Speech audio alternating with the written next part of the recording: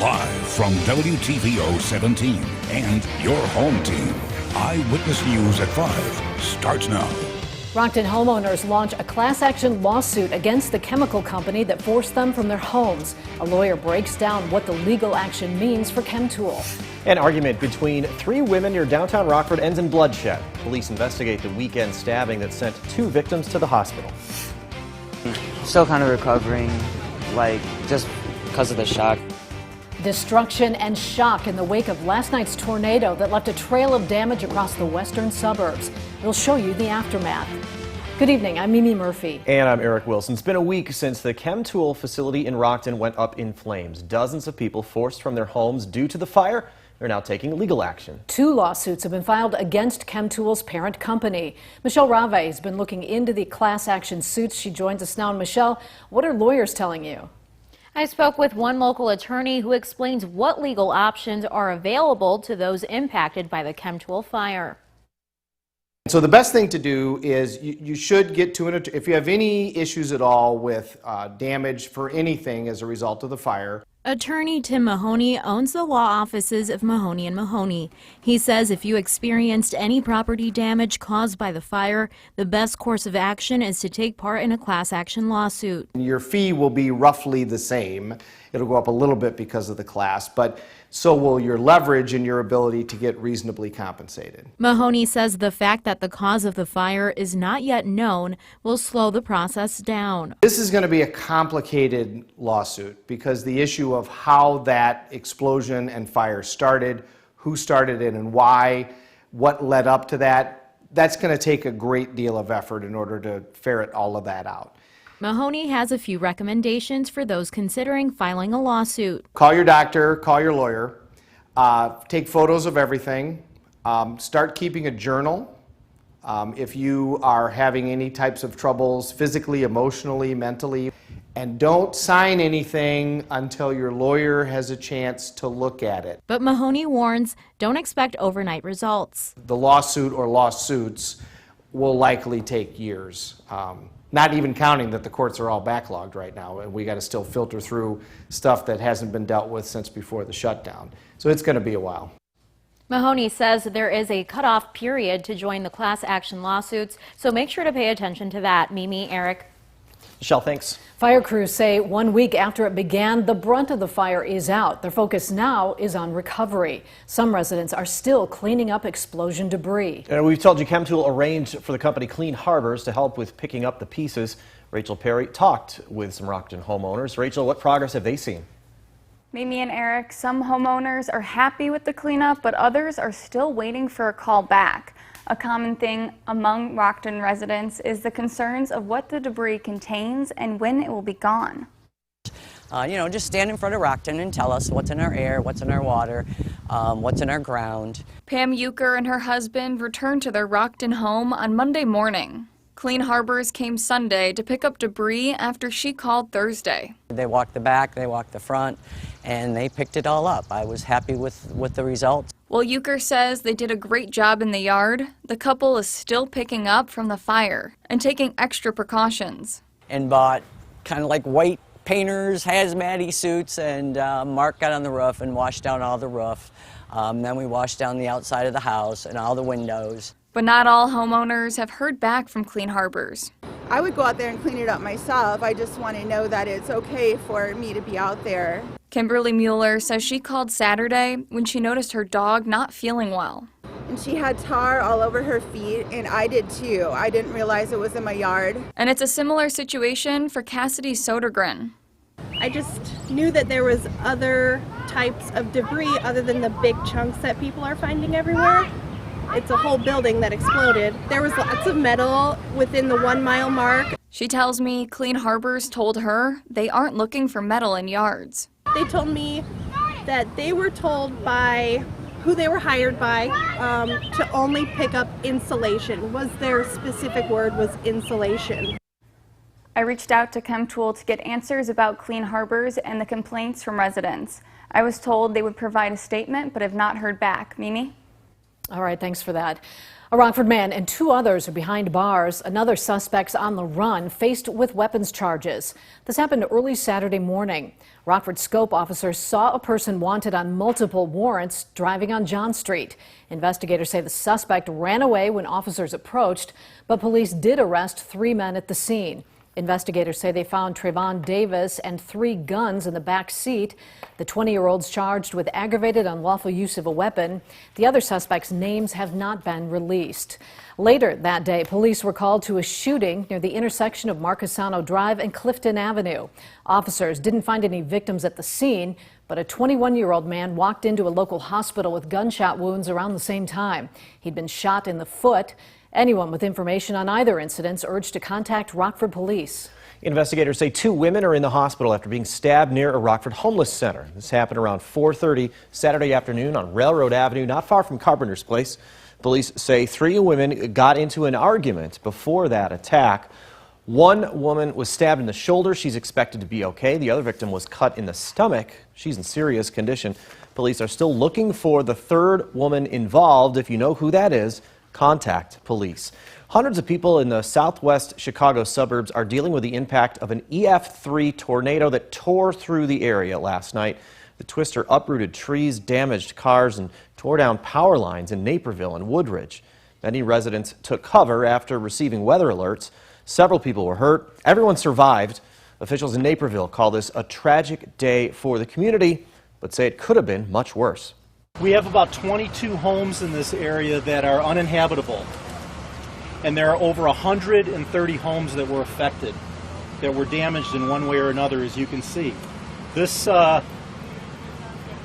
tornado went through so quickly and so dramatically that it affected homes in so many different ways. Usually you'll see teams from the National Weather Service are in Downers Grove investigating if the tornado touched down there. University of Illinois students will have another back-to-school checklist item before heading back to class this fall. U of I students will be required to be fully vaccinated against COVID. Students with health conditions who cannot get the shot will require frequent COVID testing and must wear a mask on campus. The requirement is for all 3 campuses, Champaign, Springfield, and Chicago. As for U of I staff, the university has not released guidance at this time. A Winnebago County Rehabilitation Center hosted an event today to display the different options people have as they get older. A Walk in the Sunshine Senior Expo took place at River Bluff in Rockford. Bakeries, beauty and jewelry companies took part, as did estate lawyers, hospice agencies, and funeral homes. Participants say the expo served as a reminder to have those difficult conversations with loved ones in order to create end-of-life plans. There's always an opportunity to have those conversations to find out how a person wants to be treated maybe at the end of life. Who would be the best power of attorney for a person for health care to make sure that their final wishes are really fulfilled. The first 100 attendees of the expo received a free gift. The Biden administration is making a nationwide push to ensure Americans know about the expanded tax credit that will soon be coming their way. Washington correspondent Alexandra Limon reports it will show up in the form of a monthly check. She has details on who qualifies and how to get the money as she keeps you connected to the nation's capital.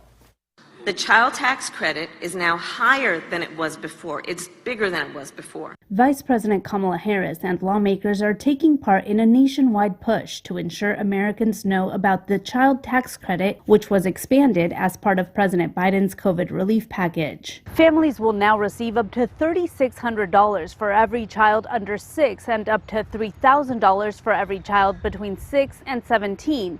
And the money will be divided into 6 monthly payments. Couples making under $150,000 and individuals making under $75,000 a year qualify for the full amount. Starting July 15th, deposited directly into your bank account or sent as a paper check to your mailbox. Families who qualify and didn't file a tax return or receive a stimulus check can sign up for the child tax credit at childtaxcredit.gov. Vice President Kamala Harris said in Pittsburgh Monday that the tax credit, combined with other COVID relief benefits, will have a huge impact on families. Half of America's children will be lifted out of poverty.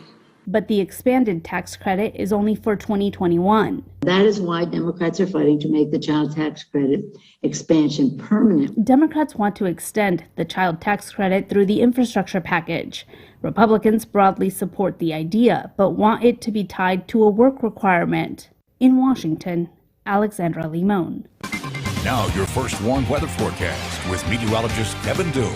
After that cold front went through last night, bringing us last night's thunderstorms, temperatures were much cooler today, only reaching the lower 70s across the area, even a few spots stuck in the 60s. 71 is the current temperature in Rockford, 66 up in Janesville, 67 in Freeport, and 66 currently up in Monroe. Now, this cold air was brought in by some very strong winds behind this cold front coming out of the northwest. Here's a look at some current wind gusts as high as around 30 miles an hour, 28 mile an hour gusts right now in Rockford, and sustained wind speeds anywhere from around 15 to 20 miles per hour. Now, yesterday was actually the first day since the month began that our high temperature was cooler than the daily normal. That was only by 1 degree, though. Our high was 80 degrees. The normal daily high was 81 degrees. Of course, today is much cooler. Today is actually the first day this month that our highs failed to reach at least 80 degrees. Now, here's a live look over the Park Hills Golf Course in Freeport. You can see the strong winds with that flag waving in the wind there, and we're seeing some partly cloudy skies overhead right now. Throughout the day, with those strong winds, also brought some drier air into the area, and that's been slowly decreasing our cloud cover throughout the day, which will continue on here as we make our way through the rest of the day. Now, that drier air also kept the rain at bay across most of the region here, but if we zoom out a little bit more,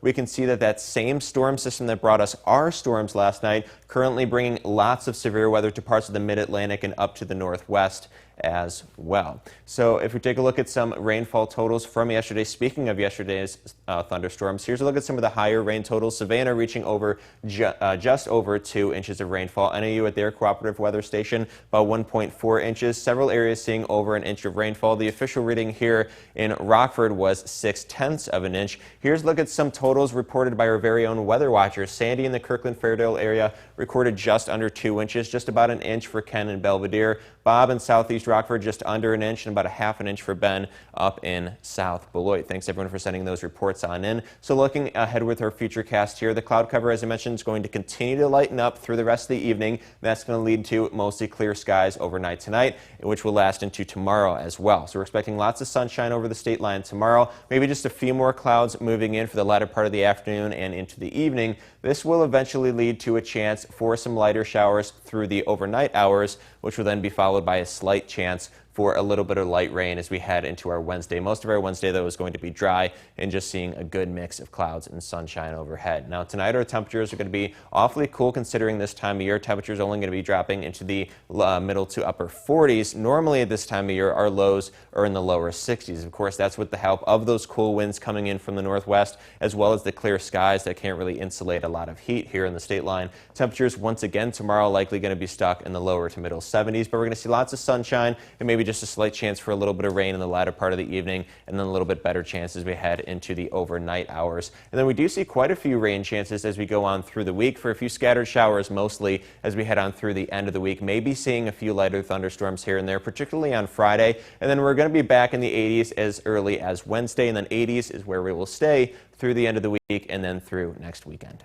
Now, the Napleton Sports Desk with Sports Director Scott Lepper. As the playoff field in the NBA keeps shrinking, speculation about offseason trades and free agent signings grows. The big name likely to become available now is 76ers guard Ben Simmons.